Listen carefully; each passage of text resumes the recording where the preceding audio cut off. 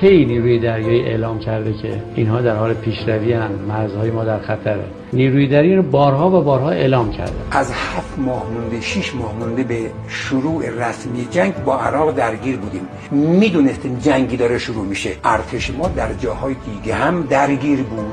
علیرغم همه مشکلات موجود، اگه نصف نیروی زمین در جای دیگه درگیره، اما مأموریتش رو به خوبی اینجا چیکار میکنه؟ انجام میده. چرا عراق فاصله 10 کیلومتری شلمچه تا خرمشهر رو 1 هفته طی کرده، در حالی که باید نیم ساعت طی کنه؟